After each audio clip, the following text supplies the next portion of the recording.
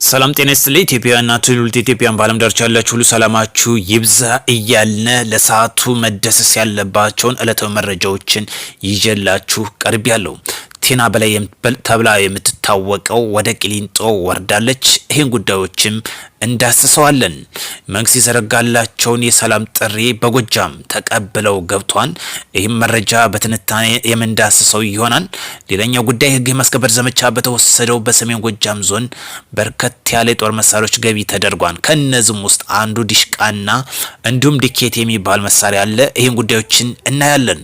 እስከ ፕሮግራም ፍጻሜ ከኔ ጋር አብራችሁ ተቆዩ ዘንድ አዲስ የሆናችሁ ሰብስክራይብ፣ ቤተሰብ የሆናችሁ ላይክ፣ ሼር ማድረጋችሁን እንዳትረሱ። ጦርነት ለማንም አይጠቅምም። ለሀገራችን የሚያስፈልገው ሰላም፣ ንግግርና ድርድር ነው።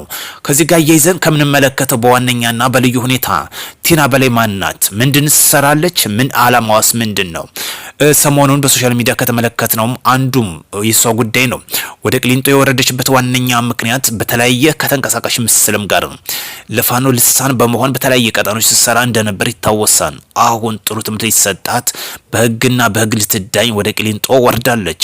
በሌላ ጎን ደግሞ የራሷን ቢዝነስ ታጧጥፋለች። በሁለት ማንኪያ መብላት አይቻልም።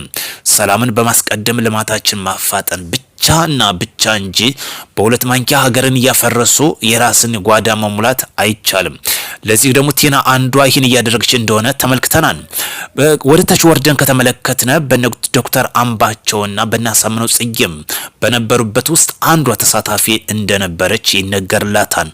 አሁን ደግሞ ባለው የፋኖ እንቅስቃሴ ውስጥ በዋነኛነት ተዋናይ ሆና ስትሰራ እንደነበር በተንቀሳቃሽ ምስልም እንደተመለከትነው ግልጽ ማስረጃና መረጃ እንደሆነ ያመለክታል። ስለዚህ እንደዚህ አይነት ድርጊት ሀገርን ከማፍረስ መቆጠብ አለብን። ለክልላችን የሚያስፈልገው ሰላም ብቻ ነው። ሁሉን አሸናፊ የሚያደርገው በንግግር በድርድር ጉዳዮቻችን መፍታት እንጂ በጦርነት የሚፈታ ጉዳይ አይኖርም። ሌላኛው ጉዳይ ከምንመለከተው በሰሜን ጎጃም ዞን መልኪት ተብሎ በሚታወቀው ቀበሌ ታጥቀው ሲንቀሳቀሱ የነበሩ የፋኖ ታጣቂዎች ህግ የማስከበር ዘመቻ በተወሰደው ዲሽቃና እንዲሁም ዲኬቲ ተብሎ የሚታወቅ መሳሪያዎችም ገቢ መደረጉ ተገልጿል። ጥሩ ትምህርት በመሰጥ እንግዲህ ታጥቆት የነበረውን የሎጂስቲክ መሳሪያዎችን እየጣለ መፈርጠጡ ነው የተገለጸው። በዚህም እንግዲህ ዲሽቃው ሁሉ ገቢ ተደርጓል። እናመሰግናለን። ህግ የማስከበር ዘመቻ እየተወሰደ ይገኛል ማለት ነው በዚህ ቀጠና።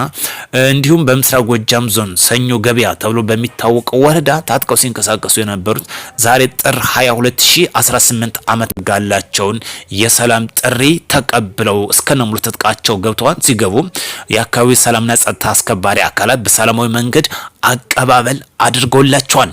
ጦርነት ለማንምና ለምንም እንደማይጠቅም በግልጽ ያሳየ ነው። በርካቶቻችን መንግስት ይዘረጋላቸውን የሰላም በር እየተጠቀሙበት ይገኛሉ። አንዱ በዛሬው ጥር 22 2018 ዓ.ም እነዚህ ወንድሞቻችን መንግስት ይዘረጋላቸውን በሰላማዊ መንገድ ገብተዋል። በአንጻሩ ደግሞ አሻፈሪ ባለው በዚሁ ቀጠና ህግ የማስከበር ዘመቻ በተወሰደው ክላሽ እንዲሁም ዲሽቃና ዲኬቲ ተብሎ የሚታወቅ የጦር መሳሪያዎችን እያንጠባጠበው መፈርጠጡን እንደቀጠለ ሆኖ ተገኝቷል። እናመሰግናለን። በጦርነት የሚመጣ የለም። አንድ ነገር ልንገር፣ የፋኖ ትግል መከላከያ መጣ ሲባል ይፈረጥጣሉ። ጥቂቶች ናቸው ፊት ለፊት ሲታገሉ ያዩኝ። በርካቶች ፋኖች እንደዛ ናቸው። በግልጽ ስለምናያቸው ስለምናቃቸው ነው። መከላከያ ሲመጣ ሲበጥሉ ይፈረጥጣሉ፣ ሲሄድ ይመጣሉ። እነዚህ ናቸው ታገልነ እያሉ የሚሰብኩን። ክልሉን አታውድሙ፣ ክልሉን አትዝረፉ፣ አይጠቅምም። ሌላኛው መረጃችን ከምንመለከትበት ስለ አየር ኃይል በሰሜኑ ጦርነት ጊዜ ጀብድ የሰራውን ላስታውሳችሁ።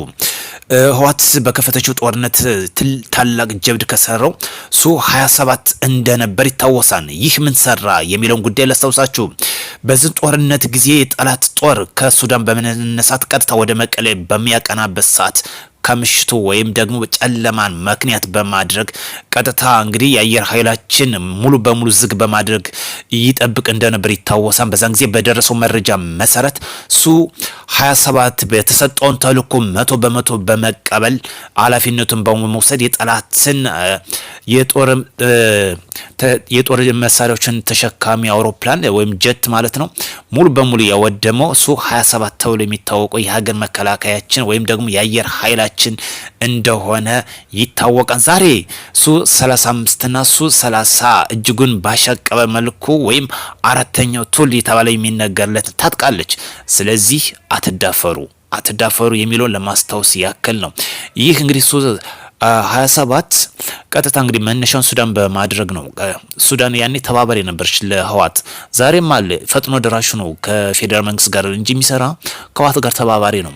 ከህዋት ጋር ተባባሪ በመሆኑ ምክንያት ነው የጦር ተሸካሚ ጀቱ እንግዲህ ቀጥታ ከሱዳን ተነስቶ ወደ መቀለ በሚያቀናበት ጊዜ አውቶማቲካሊ እንግዲህ እርምጃ የወሰደው የሀገር መከላከያ የአየር ኃይላችን ሱ-27 ነበረ። ዛሬም ደግሞ 35 ታጥቀናል። ስለዚህ አትዳፈሩን የሚለው መልእክት ማሳሰብ እፈልጋለሁ ለጠላቶቻችን። በእጅጉ ሀገራችን ታጥቃለች። የሚመጣብን ወዲያው ነው ለመቋጨት የሚያስችልበት ደረጃ ላይ ነው። እንደው መንግስት ባወጣው መግለጫ መሰረት ጦርነቱን ረጅም ጊዜ በማይጨርስ ጊዜ ለመቋጨት ያክል ያግዛን ትጥቃችን በፍጥነት በዘመነ ቁጥር ጦርነትን በማይረዝምና በአጭር ጊዜ ለመቋጨት አይነተኛ ሚና እንደሚጫወት እየገለጸ ነበር። ስለዚህ ማዘመን የጦር መሳሪያዎቻችን ማዘመን በአጭር ጊዜ እንዲቋጭና ወደ ልማታችን እንድንሰማራ እንደሚያግዝ ያመላክታል። ጦርነት አይጠቅምም። ለዚህ የህዋት ባሪያ ወይም ተላላኪ የሆናችሁ ፋኖች ተመለሱ። በጠለምት ላይ ባጭር እኮ አየናችሁ። በዝምታ ማለፋችሁ ወልቃይትን ለህዋት ለመስጠት እየሰራችሁ እንደሆነ የሚያመላክት ጉዳይ ነው። ስለዚህ ብትመለሱ ይጠቅማችኋል። በትዕቢታችሁ ደግሞ ትጠፋላችሁ። ሙሉቀን ኮማንድ አሰልጣኙ ትናንት በስቴ የተሸኘበት አንዱ ይሄ ነው።